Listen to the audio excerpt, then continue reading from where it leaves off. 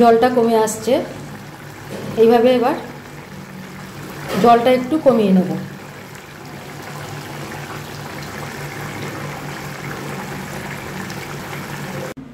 এখন আমি চারা পোনা রান্না করব, একটু অন্যরকমভাবে দেখাচ্ছি। তার জন্য আমি কড়াতে এগুলো খুব শ্যালো ফ্রাই করব, খুব বেশি ভাজবো না। কড়া বসিয়ে দিচ্ছি, একটু ভেজে নেব। কড়াতে তেল দিয়ে দিয়েছি, তেলটাকে গরম করে মাছ ছেড়ে দেখাচ্ছি। তেল গরম হয়ে গেছে, মাছ ছেড়ে দিয়েছি। প্রথমে একটু উল্টে দেবো।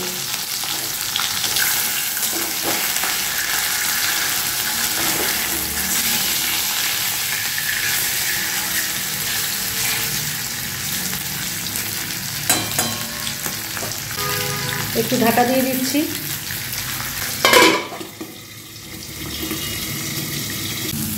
1 মিনিট ভাজা হয়ে গেছে, হালকা ভেজেছি। এবার আমি এগুলো তুলে নেব।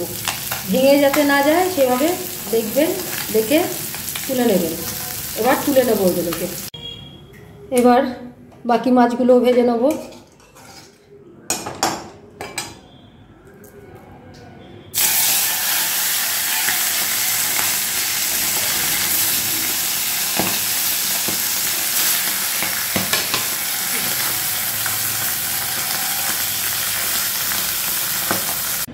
সবকটা মাছ হালকা ভেজে আমি তুলে নিয়েছি। এরপরে কি কি লাগছে আমি দেখাচ্ছি।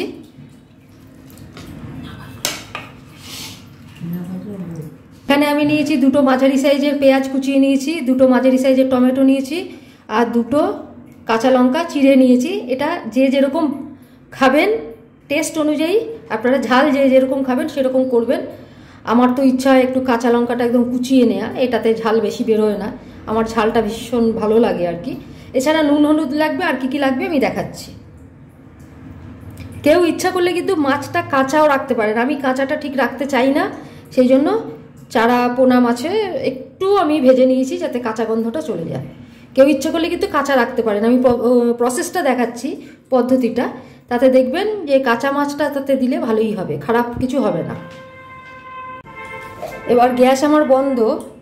এই কড়াতেই আমি দিয়ে দিচ্ছি পেঁয়াজ রসুন, পেঁয়াজ টমেটো কাঁচা লঙ্কা দিয়ে দিচ্ছি।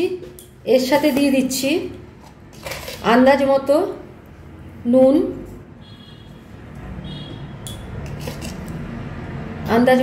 দিচ্ছি। আর দিয়ে দেবো হলুদ, হাফ চামচ মতো হলুদ দিয়ে দিচ্ছি।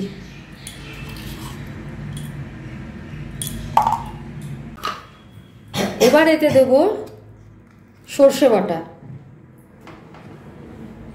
দিয়ে দিলাম অনেকটা পরিমাণে। এবার এটা আমি একটু জল দিয়ে মাখবো। আগে একটু চটকে নিচ্ছি।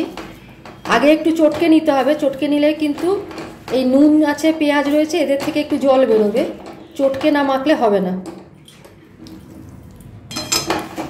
আসলে কড়াটা গরম আছে তো সেই জন্য আমি ভয় পাচ্ছি। যাই হোক, ঠান্ডা হয়েছে। হ্যাঁ, এবার ঠান্ডা হয়েছে। এগুলো আগে চটকে মেখে নিতে হবে।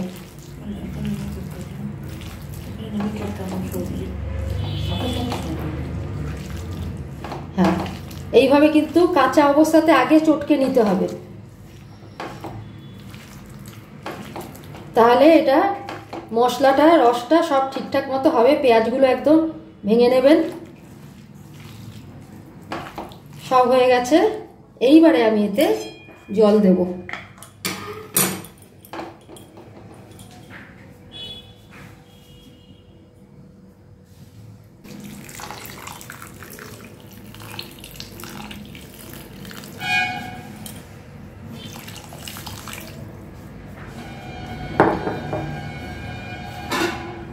এবার এটা একটু ঘেটে দিচ্ছি।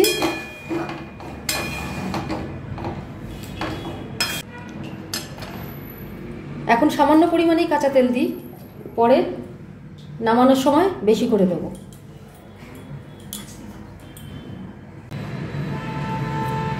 এবার আমি অল্প একটু কাঁচা তেল দিলাম যাতে গন্ধটা ঠিক মতো আসে একটু। আচ্ছা, এবার মাছগুলো এতে ছেড়ে দিচ্ছি। আমার গ্যাস কিন্তু বন্ধ আছে, সমস্ত প্রিপারেশনটা নিয়ে তারপরে আমি গ্যাস জ্বালবো। ব্যাস, আর কিচ্ছু করতে হবে না। এবার আমি গ্যাস জ্বেলে দিচ্ছি।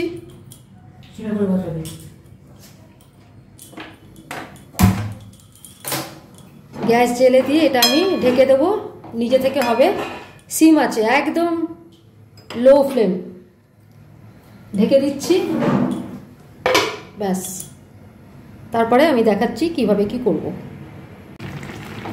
ফুটে উঠেছে, খুব সুন্দর একটা গন্ধ বেরিয়েছে। এই সময় একটু ঘেটে দেবো। পেঁয়াজ টিয়াজগুলো সিদ্ধ হবে, পেঁয়াজ কাঁচা লঙ্কা এগুলো সিদ্ধ হবে, নিজে থেকেই হোক। একটু জাস্ট ঘেটে দিলাম, হালকা হাতে ঘেটে দিলাম। এই যে টমেটো সিদ্ধ হবে, গরম হয়ে গেছে। এবার আঁচ একদম কমিয়ে দেবো, ভালো মতো তাহলে সিদ্ধ হবে, নরম হবে। প্রথমে আঁচটা একটু বাড়িয়ে দিয়েছিলাম যাতে গরমটা তাড়াতাড়ি হয়ে যায়। এবার কিন্তু আবার ঢেকে দেবো, ধিমে আঁচে হবে, সিম আঁচে ধীরে ধীরে হবে। আমার মাছের বাটি চচ্চড়ি অনেকটা হয়ে এসছে, আর একটু কমাবো।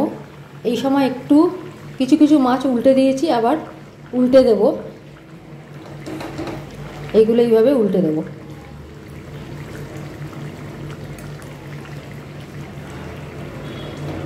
হালকা হাতে উল্টে দিতে হবে, কারণ নরম আছে তো। জাস্ট একটুখানি গরম করে নিয়েছিলাম তেলে আর কি, যেটা বলে।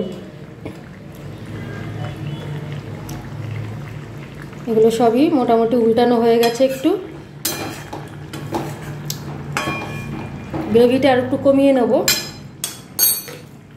তবে এইবারে আমি এর সাথে দিয়ে দিচ্ছি অনেকটা পরিমাণে কাঁচা তেল।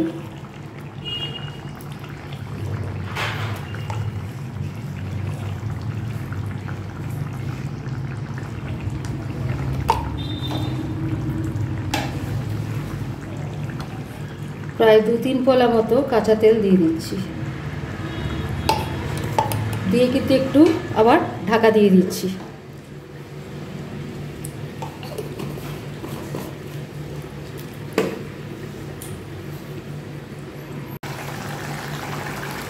জলটা কমে আসছে, এইভাবে এবার জলটা একটু কমিয়ে নেব।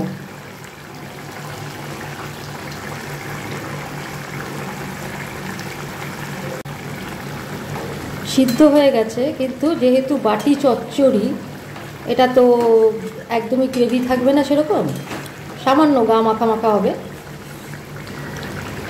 কাঁচা তেল দিয়ে দিয়েছি। এই অবস্থায় আমি একটু লঙ্কাগুলো চটকে নিচ্ছি, একটু লঙ্কা ভালো লাগে। যারা লঙ্কা পছন্দ করেন না তারা পরে দিতে পারেন, কিন্তু আমি লঙ্কা পছন্দ করি।